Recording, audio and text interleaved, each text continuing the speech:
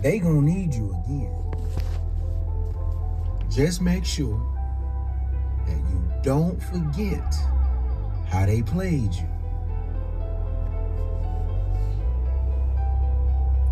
Straight up. They gonna need you again. Just make sure that you don't forget. I'd like to give all praises to Yahweh Bashian Shadrach Kwakadaj and double honor to the elders of GMS that rule well. Salutation to the elders and apostles and the brothers that's doing great work diligently, night and day and night. Shout out to you, sincere sisters who is loving Yahweh Bashian Shah, loving yourself, respecting yourself, loving your husband, respecting your husband, loving your children, taking care of the home, doing the righteous thing in the eyes of the Lord, and shout out to the hopeful elect and to the affiliates. All right. Yeah, so, this is a little short clip I want to make, not nothing too long. Yeah, I'm gonna name this title, They Gonna Need You Again. Because people always turn back or spin the block, like they said. They always spin the block to come back and trying to get back in. You know what I mean? They try to come back for the damage they have caused. And just remember, man, don't forget what they did. You can forgive and move on.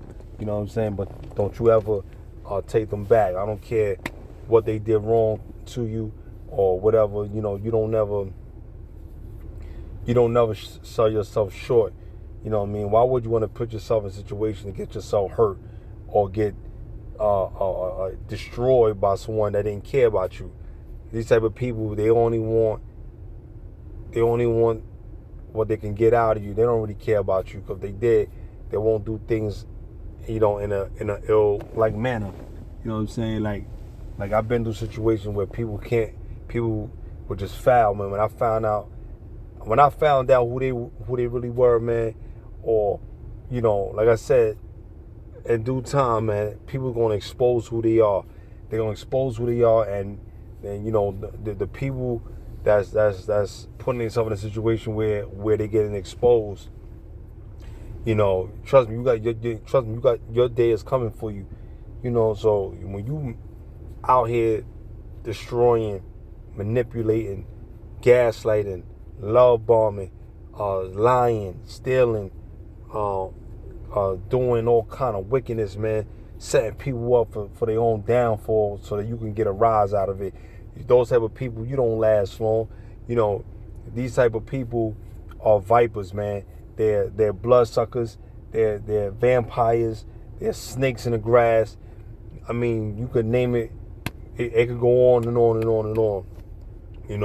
So I advise you people, man, don't ever take these people back, man. Don't ever take these people back in your life, man. Don't break bread with them no more. You don't have to. Don't feel guilty for their loss and their shortcomings.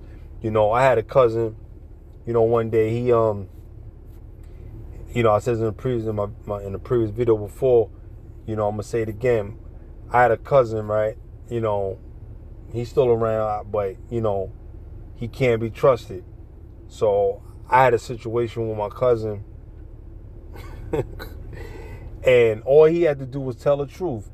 He didn't have to lie, and he knew what he did was wrong, because he trying to hide and trying to avoid. So the only way for me to bring him out was to send a message to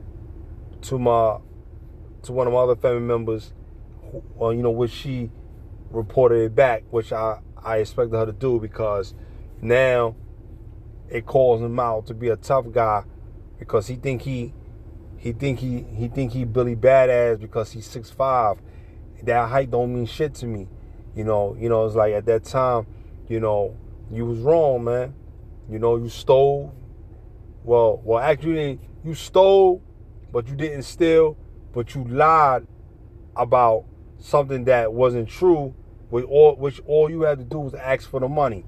You know what I'm saying? So, my cousin, and he, to this day, he never apologized to this day. We just, whatever. You know what I'm saying? But he can't get nothing from me ever again in his life. You know what I'm saying? Because out of all people, you going to do it to me. I figured that you do it to other people, you going to do it to me.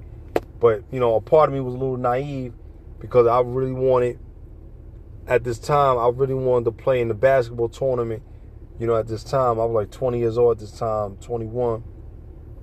Yeah, like 20 years old. That's almost damn 20. That's fucking almost 20 years ago, man.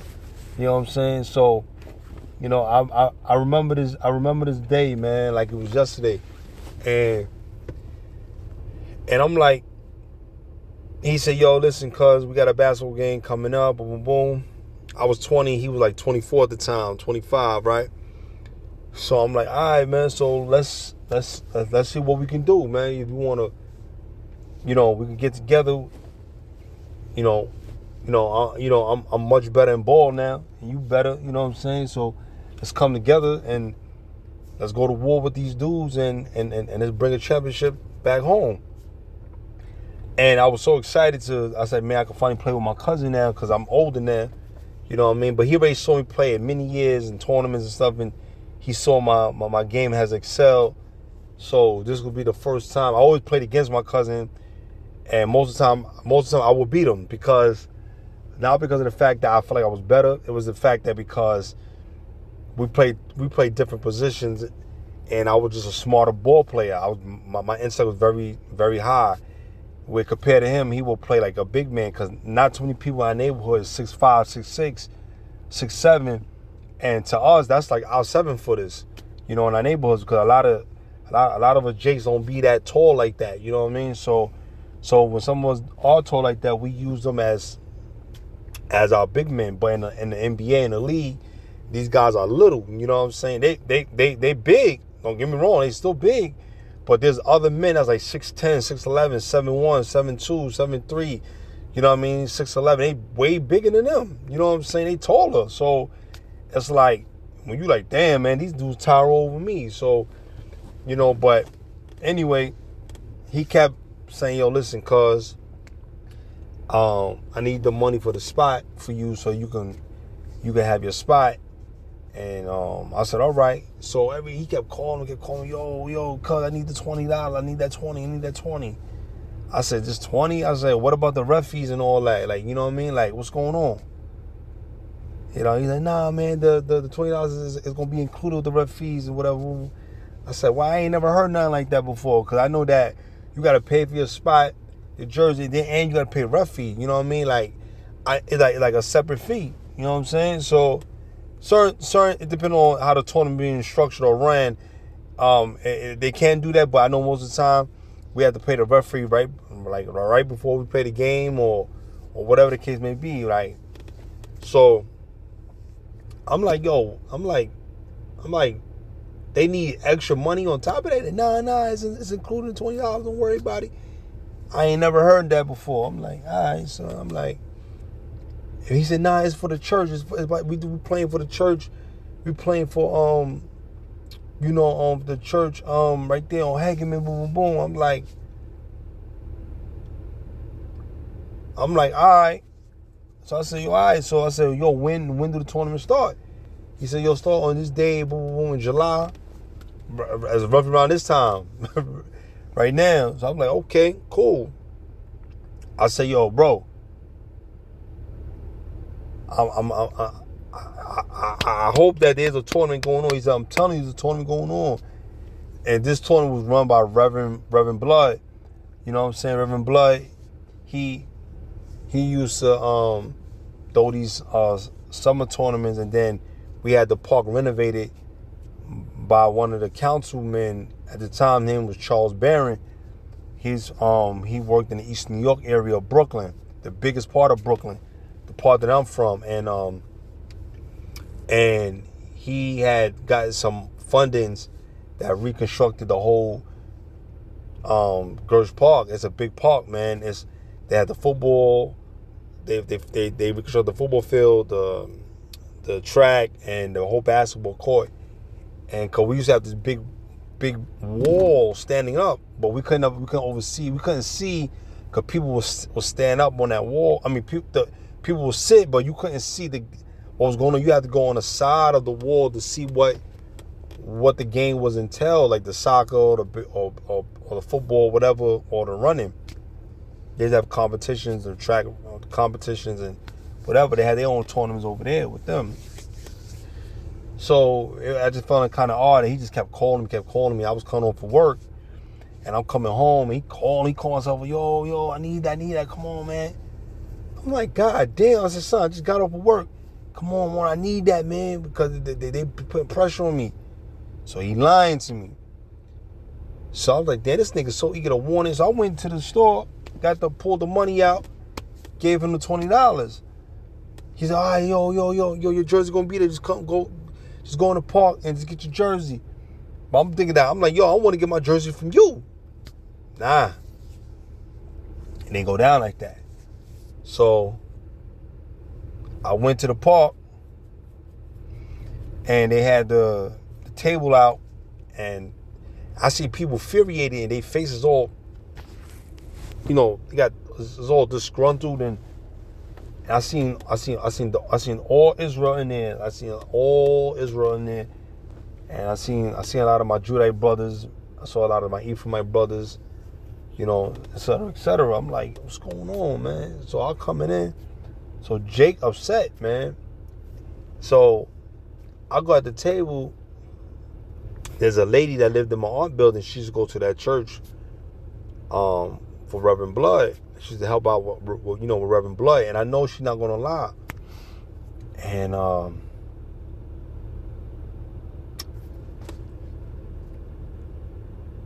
she told me at the table, she said, listen, she said, hey, sweetheart, how you doing? I said, hey, how you doing, Miss So-and-so, I said, listen, I'm here to play in the tournament. She said, okay, what team you playing for? I said, well, I'm playing, with my cousin. She said, well, which cousin? Kind of, if he was playing in the tournament. I said, nah, my older cousin, Keith, Miss Andrew's son, whatever, boom, boom. I said, oh, okay. She said, well, he doesn't have, then she let me look. She looked. He doesn't have a team. He said that there's a team for him, and all these guys right here, we all probably playing with him. She's like, no, there's no team at all. I'm looking on the list. She's showing me, and I'm looking at dudes like they mad as a motherfucker. They pinning shit. Now I know why they mad, because they already went to him. I don't know no better, because I'm just going straight to the table. I seen jerseys, everything there. So he knew it was gonna be that day. He fronted like he was in it. But then using that to reel everybody in, he took 15 people, 12 to 15 people money that day. It's $20. So you times $20 by 12 or 15. Y'all do the math. Right? So one of our other friends said, yo, Monel, I'm gonna hurt this nigga, man. I'm gonna kill this, That's my money. I don't got money to be giving that, boom, boom, boom. This is back like in 07. You feel me? I think around that time. And I'm like, yo, son. I'm like, are you serious? He's like, yeah, man, that motherfucker. Boom, boom, boom. I said, nah, man, that's not right, man. I felt bad. I said, you know what? Let me get up out of here before they take the anger on me. So I got out of there. And I'm going to my aunt's house, knocking on the door. I said, yo, boo, boo. She said, I didn't tell her what it was. I said, yo, auntie, you seen Keith? I didn't see him. He was gone. I ain't seen weeks on him. And then my other cousin, she had a child by this guy. Well, it wasn't really his. He found out later, but she had a child by this guy. And this guy, he told me, he said, yo, listen, man. He said, yo, that day I was playing a tournament, he told on him. But yeah, he said, yo, he took everybody money, and we went out to the strip club, and we went to buy some weed, and we was spending money on the chicks and all that. I said, oh, that's what y'all was doing with brothers' money?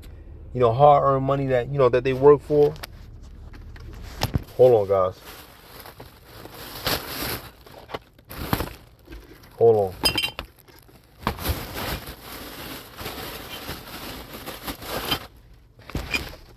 Hold on, guys. I gotta get myself prepared back to work. I gotta go finish plastering. You know what I mean? But hold on.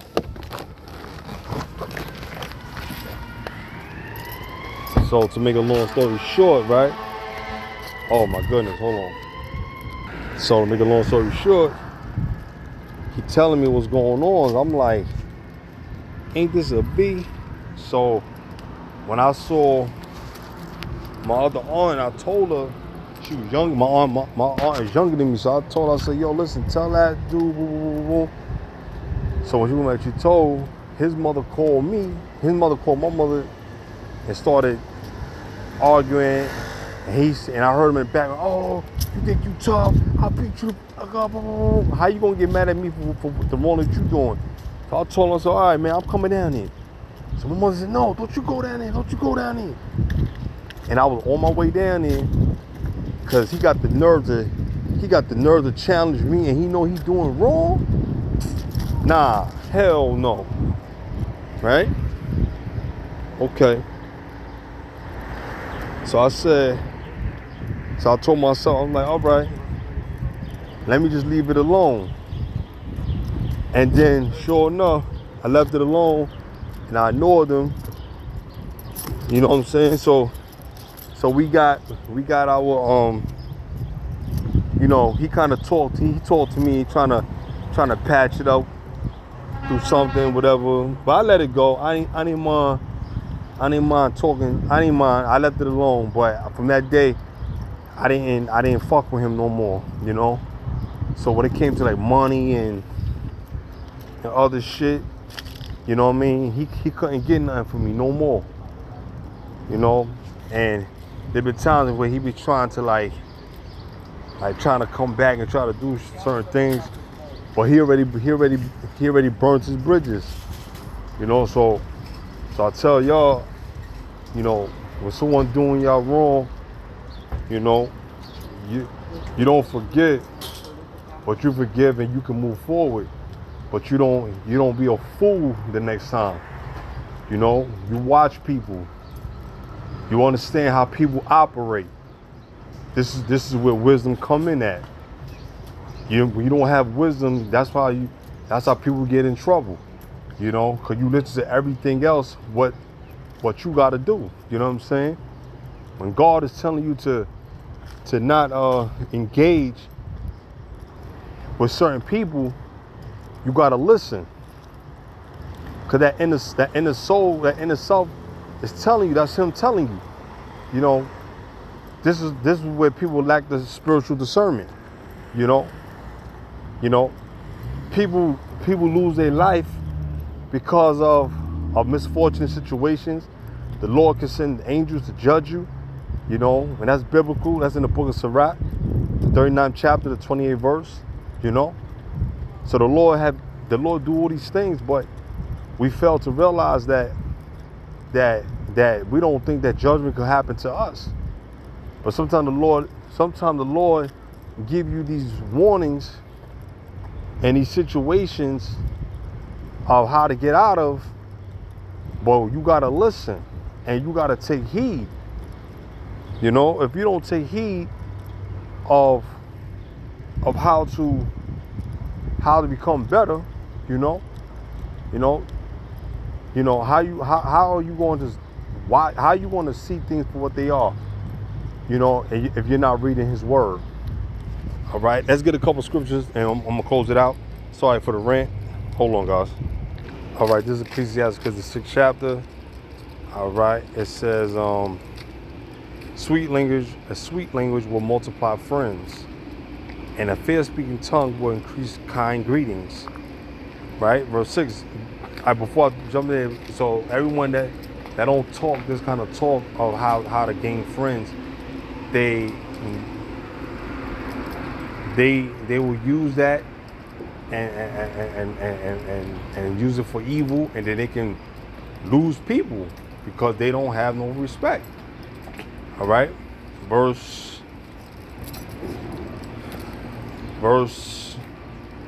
6. Be in peace with many, nevertheless have but one counsel of 1,000. So don't have multiple people trying to give you correction. Have one counsel, and then you determine what's good for you, because you have all these people in your ear. You're going to be confused. Verse 7, if thou wouldest get a friend, prove him first, and be not hasty to credit him. So don't be so quick to say, this is my friend. Because everybody not your friend. You gotta make sure he shows self approval to be a friend. And friends don't fucking do you wrong or make you feel bad. You feel me? Verse 8, it says, for some man is a friend for his own occasion, and will not abide in the day of thy trouble. You know? Thank you, brother. So a lot of people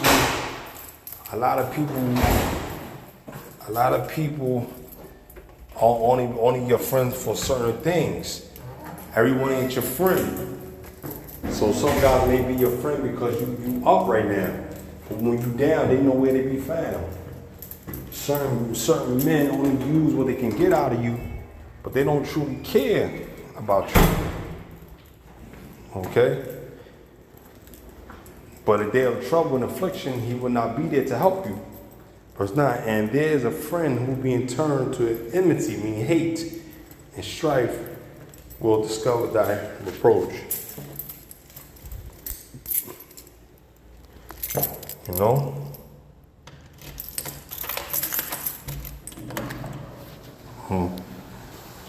And verse 10 said again, some friend is a companion at the table and would not continue in the day of affliction. So they only get what they can get out of you. They don't really care about you. So you got to keep this in mind. When that guy said, just remember, never forget what they did. So all the good edifying, shalom.